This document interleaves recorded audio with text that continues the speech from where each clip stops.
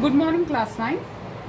Till now we have seen rocks, then landforms, then alteration of rocks by different landform, different processes of the earth, that is volcanic process and earthquake process.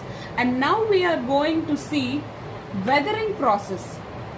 This is also done by another processes of the earth. Earth is having two processes. One is exogenetic process and second one is endogenetic process. Exogenetic process means which are taking place from outside, and endogenetic process means which are taking place from inside. The outcome is what we have seen before, earthquakes and volcanic reactions. Exogenetic reactions, the outcome is weathering. Weathering may be making up of landforms or breaking up of landforms.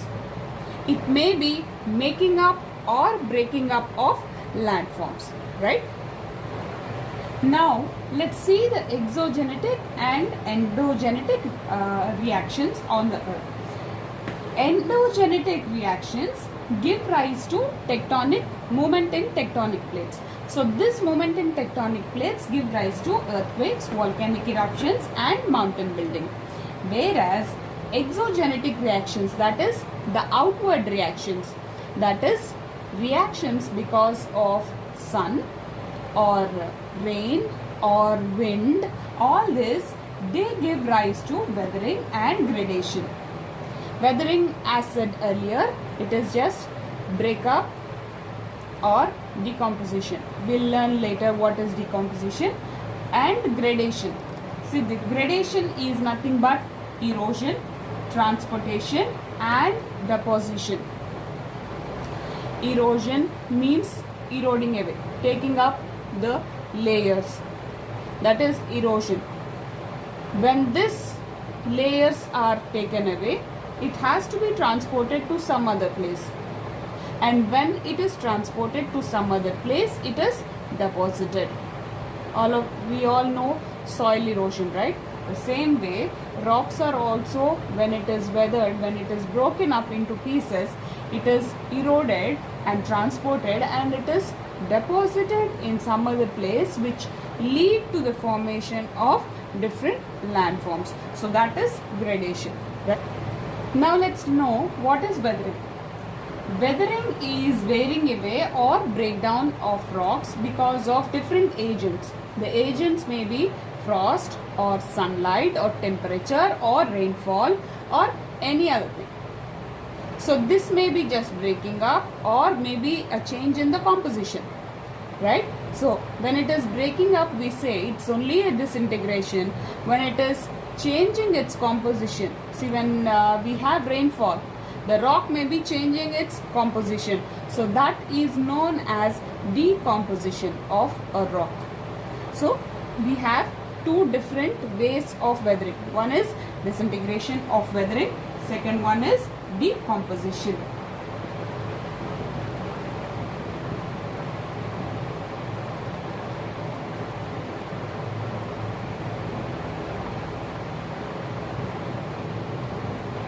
Right? Now let's see the types of weathering. When a rock is weathered, it may be weathered in these three types only. First one is mechanical or physical weathering, that is just disintegration of a rock. Second one is chemical weathering, that is what we have seen, decomposition of a rock. It changes its composition. Third one is biological weathering. We'll see what is biological weathering. It's because of animals and human beings or maybe plants, right? Now let's go into detail what is mechanical, chemical and biological weathering. Now mechanical or physical weathering is just because of external forces of nature, that is sun, temperature, that is sun or temperature or wind or rainfall. And this mechanical weathering just breaks up the rock. Here no change in the composition of a rock, right? The rock breaks up and becomes small And this mechanical weathering is divided into 4 types: block disintegration, granular disintegration, exfoliation, and block disintegration due to frost. So the first one is block disintegration. Here in this block disintegration, a big block of rock, because of the external forces, breaks up into bigger blocks. So that is block disintegration. This is just breaking up into bigger blocks, right? In granular disintegration, in granular disintegration, generally this happens in desert areas or open areas. So granular disintegration, it breaks up into very small pieces of rock. This happens because there is an extreme change in the range of temperature, or what we say diurnal range of temperature. Morning it will be very hot, nights it will be very cool. So what happens?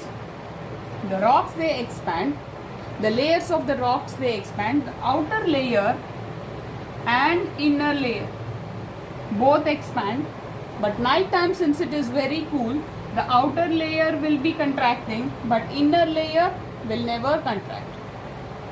So since there is a difference in between contraction rates and expansion rates, this tends to break up. So all of us know an egg, right? The yolk inside expands and the shell will not expand. So there will be a breakup. That is how even in granular disintegration happens, right? And next one is exfoliation, which also generally happens even in deserts. So in exfoliation, or which is also known as onion peeling,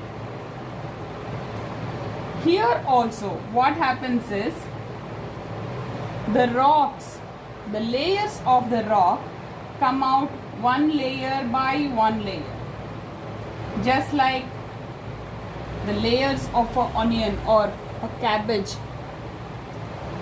So this happens because of heating, too much of heating.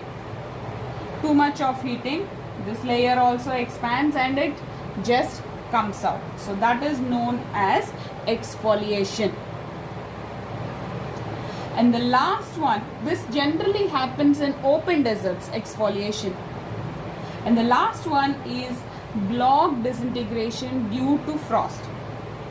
Normally in mountainous regions, suppose there is a crack, the water will come and accumulate here. So this water, when it is happened to become snow, the volume of the water generally expands. When the volume of the water expands, it makes a small crack over here. So like this, over years, like this, here we may not have only one crack, we may be having number of cracks. So water will be accumulating in all the cracks. So here we'll be having so many cracks, and slowly the rock tends to disintegrate, right? Rock tends to fall. See, when we hammer a rock at number of places, what happens? It loosens and it breaks. So the same thing happens here. It loosens and it breaks up, right? This happens in disintegration, in all types of disintegration. They loosen and they break up. And the next type of weathering, what we are going to see is biological weathering. Biological weathering also is breaking up or maybe decomposition because of physical agents like animals, plants and human beings as well. So because of plants, it may be deepening of the rock. In old houses and all, we see like this plants coming up. So when plants come up, we can see the cracks in between the houses, right? and rocks also. So what happens is during the formation of a sedimentary rock,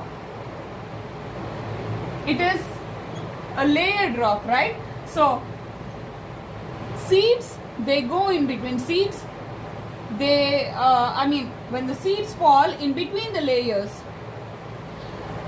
because the layers are porous, they absorb water and it comes up. The seed germinates and it comes up, so it breaks up. The rock tends to breaks up. So that is one point. And here again one point what we see is even animals.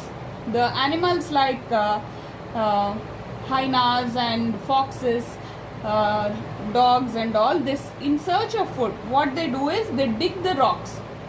They dig the stones and all in search of food. That also loosens the rock, and that also in due course of time it breaks up the rock, right? And even animals, in animals, algae, mosses, lichens, they eat up the rock. Algae is very small animals, right? So they eat up the rock and they loosen the rock, right?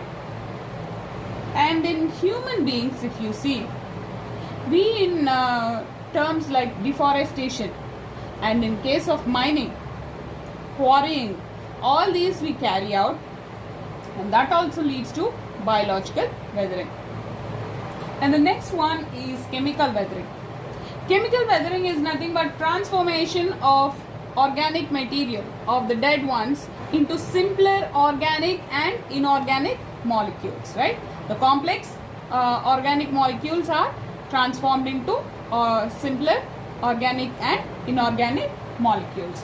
So this chemical weathering generally takes place in humid regions more than the hot regions, tropical regions. So this chemical weathering is divided into 4 types: solution, oxidation, hydration and carbonation. Let's see the first one, solution. Solution means solving, dissolving. Generally, take for example chalk or a piece of limestone. So what happens when you have rainfall? This compounds, the organic compounds in limestone are dissolved, and it leads to the increase in the already existing cracks and fissures. So calcite, which is there in the limestone, is dissolved by carbonic acid, which is present in rainfall. So that increases the cracks and fissures which are already existing, and that leads to the formation of caves. And the next one is oxidation. Here in oxidation, the minerals which are insoluble, they become soluble because of presence of absorption of oxygen. Take for example iron. Iron, when it absorbs atmospheric oxygen, it rusts. We all know. So like that, when oxidation happens, the atmospheric rusting of iron is the best example of oxidation, right? And next one is hydration. In case of hydration, what happens is absorption of water. Here in case of oxidation, absorption of oxygen, whereas in hydration, absorption of water. And normally what happens is the rocks they become powdery mass. All of us know clay. Clay is the best example of hydration. Feldspar is also an example of hydration, right? And the next one is carbonation. So this carbonation means reaction of carbon dioxide with the minerals, with the rocks, right? So what happens here is when rainwater, like in case of oxidation, what we have seen, The rainwater, it reacts with calcareous rocks. Here also the rainwater, it reacts with calcareous rocks like limestone. It happens like,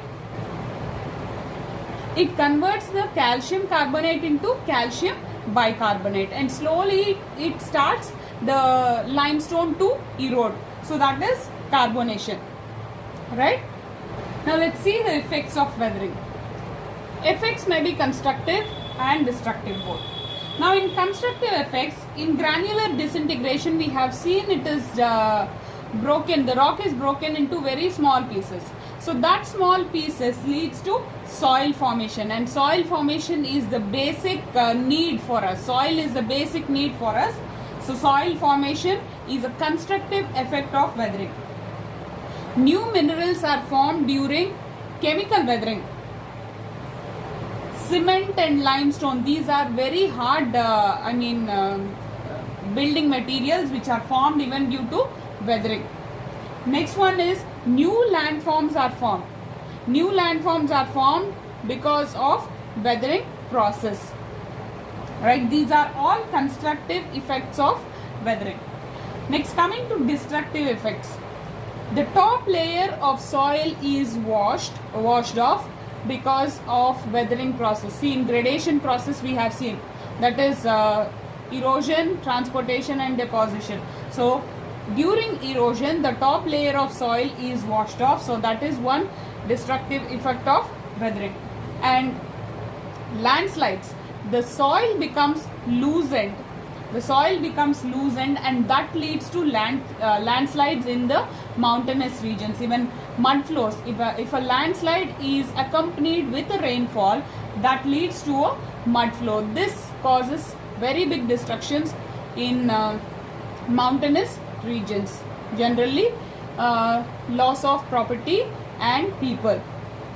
So these are destructive effects of weathering. Hope the lesson is understood. Thank you.